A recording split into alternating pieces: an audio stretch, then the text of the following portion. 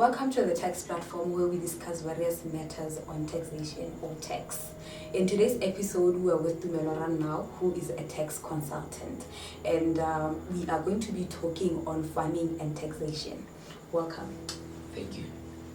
So, as we may all be aware that farming is a very important aspect of our lives as Botswana, I want you to take us through farming and taxation in general, as you give it from a tax consultant's perspective, to try to encourage somebody who might want to go into farming. All right. Thank you very much. As you have already said, farming is an important aspect of our lives, not only at subsistence level, at our families, but at nationwide, because it contributes to our economy, it contributes to our GDP through BMC, through export of cattle to Europe and other markets that we are still exploring. Now, when it comes to income tax, there are a lot of exemptions or benefits that farming entities or farming people enjoy compared to other businesses. If you take, for example, when it comes to what we call capital allowances or tax depreciation, in simple language, you find that there are some items or implements that are used in farming that when you buy in that year that you have bought them, you expense them 100%, compared to someone who has bought a machinery in manufacturing or a computer in any other industry. They'll probably deduct that cost over a period of 4 years or 7 years. But for farming, whenever you buy it, you deduct it in the year that you bought it. That reduces your income, and in the end, reduces the tax expense that you are going to pay to the tax authority.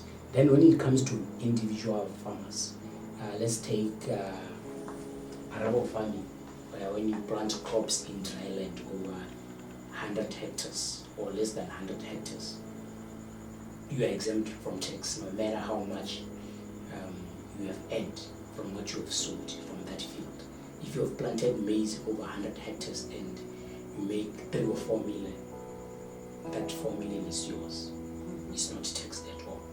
Then when it comes to cattle or small stock like your sheep and your goats, if you have sheep or goats that are less than 1,800 in a tax year, and maybe you've sold 1,000 and you earn a million or 2 million, whatever amount from that enterprise, you are exempt from tax.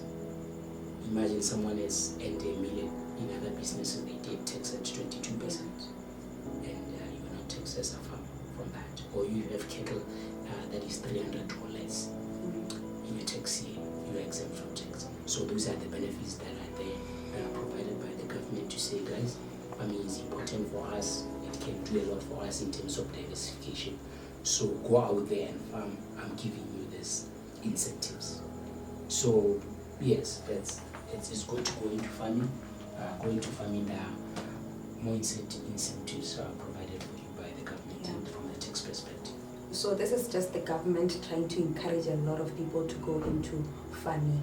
Yes, okay. It's government encourage people to go into business through various ways and tax incentives. Some of those initiatives that the government will use to encourage people to go into farming, other than normal YTF and media and all these other programs that are there for agriculture. Okay. So I want you to take us through this one. Whether can you tell us whether farming income is subject to the same tax rate as any other income? Well, yes. When it comes to farming and tax rates, it all depends on where you are based. If you are based in any other area, it's 22%. Like if you are based in Gaborone, you are based in Mochudi, if you are based in Hansi, you get taxed at 22% if you are a company, and if you are an individual, it will start from 5% up to 25%, depending on the income made. And also subject to those exemptions we've already talked about. But if you are based in Sepetu and you are a farming company, your tax rate is 5% for the first 5 years. Then after that, it will be 10%. So this is what we call the manufacturing not manufacturing actually, sorry, SPEDU development approval order to say I'm based in say India SPEDU area, we want to revive that economy. So if you apply to say my business can help revive the economy of SPEDU area, so give me that 5% tax rate, and they will give you that rate, and you enjoy it. Imagine someone being taxed at 22% and you're taxed at 5% just because you are based in SPEDU. So SPEDU is a good area to invest in as a farmer, and if you're a farmer, you are based in there, I will encourage you to apply for the SPEDU development approval order, so that you get a rate of 5% for the first 5 years, which is favorable, and 10% after those 5 years. Okay, so this one is for a young farmer who has just started farming and doesn't know a lot about taxation and farming. So where can they access more information on that? Yes, well, of course, the first point to go to is always the tax platform. Read about farming taxation in there, in the articles, watch the videos, listen to the audios. But apart from that, we have a book called the Farmer's Tax Handbook. It discusses our taxes that you can imagine that affect farmers. So if you talk of VAT, it will be the transfer duty. Land is important for farmers. You can never farm without land, whether you lease it from the government or whoever you lease it from, or you buy it. You'll always have land for farming. So transfer duty issues in relation to farming, they are there.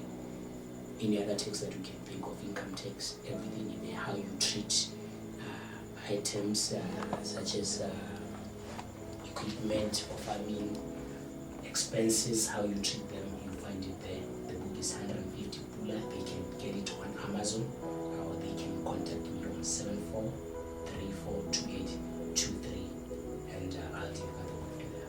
Okay, that's great. This was the tax platform on farming and taxation. For more information, you can catch us on our social media platforms on Facebook and Twitter at the tax platform, or you can subscribe to the YouTube channel at Dumelo Run Now. This is the tax platform informing the nation on various tax matters. See you in the next episode.